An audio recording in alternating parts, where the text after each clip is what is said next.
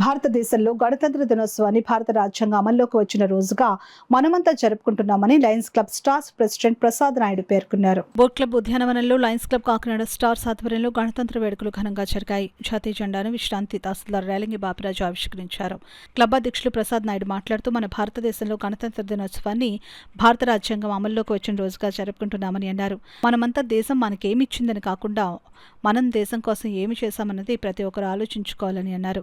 కులమతాలకు అతీతంగా ప్రజలంతా దేశం ముఖ్యం అనే భావంతో దేశభక్తిని పెంపొందించుకోవాలని అన్నారు. న్యాయ వ్యవస్థ, కార్యనిర్వాహక వర్గం ప్రతిక్షణం రాజ్యాంగం ప్రకారం నడుచుకుంటాయని నాయుడు తెలిపారు. శాస్త్రవేత్త యాళ్ల శివప్రసాద్ మాట్లాడుతూ 77వ రాజ్యాంగ దినోత్సవం దేశ ప్రజలంతా ఉత్సాహంగా జరుపుకుంటారని అన్నారు. భారత అంతరిక్ష పరిశోధన సంస్థ యొక్క ప్రధాన లక్ష్యం అంతరిక్ష సాంకేతికతను జాతీయ అభివృద్ధికి ఉపయోగించడమని అన్నారు. ఆ దిశగా ఇస్రో ఎన్నో విజయాలను సాధించి దేశ ఖ్యాతిని ఇనుమడింపచేసిందని అన్నారు. అదేవిధంగా ప్రధాని నరేంద్ర మోడీ పలు సంస్కరణలు చేపట్టి మన దేశాన్ని ఆర్థికంగా పటిష్టం చేస్తున్నారని అన్నారు.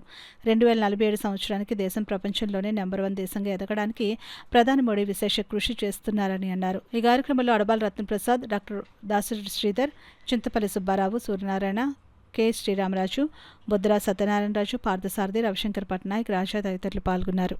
చాలా ముఖ్యం, అది మన విధి.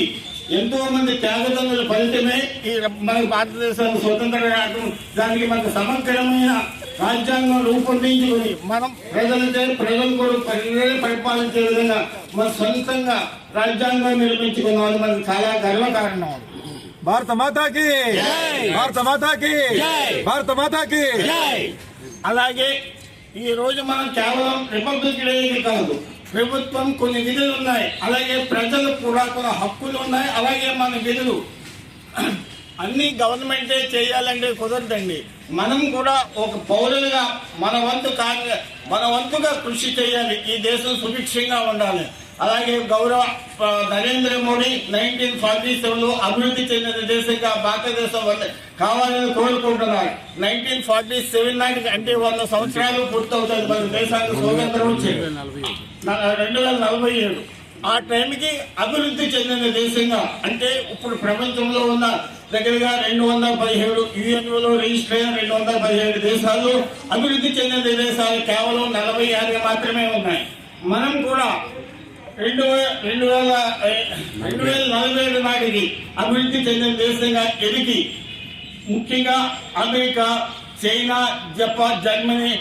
జపాన్ అని దాటి 4వ అతిపెద్ద ఆర్థిక వ్యవస్థగా ఉంది భారతదేశం. వాలంటరీ సర్వీస్ మీరు కూడా ఎవరికైనా కావాలంటే ఎనీ టైం మీరు ఫోన్ కాల్ టు మీ. సార్కి అన్నీ తెలుసు, మన నాయుడు సార్ గారికి ఫోన్ నెంబర్ ఉంటుంది. మీరు డేట్ ఫిక్స్ చేసుకుంటే నేను కాకినాడ చుట్టుపక్కల మాత్రం వస్తానండి. నాకు ఇప్పుడు 71 సంవత్సరాలు ఈ నెలకి.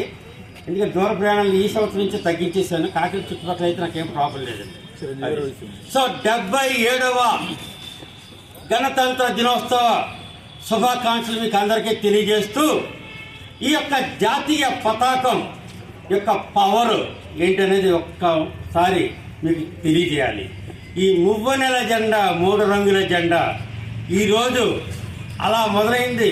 మన స్వాతంత్ర దినోత్సవం ఆగస్టు 15వ తారీఖున 1947 సంవత్సరాన తయారైన జెండా ఈరోజు ఇదే జెండా 2008 చంద్రయాన్ 1 ద్వారా చంద్రుడు ఉపరితలం మీద 4 జెండాలు ఎగరేసిన ఘనత మన భారతదేశం. ఆ సందర్భంగా ఎక్కడైతే టచ్ చేసిందో ఆ జెండాలో ఆ యొక్క పేరు అక్కడ జవహర్ పాయింట్ అని నామకరణం చేశారు. 2008 నవంబర్ 14వ తేదీకి ఎగ్జాక్ట్లీ చంద్రయాన్ 1 ప్రయోగం ద్వారా.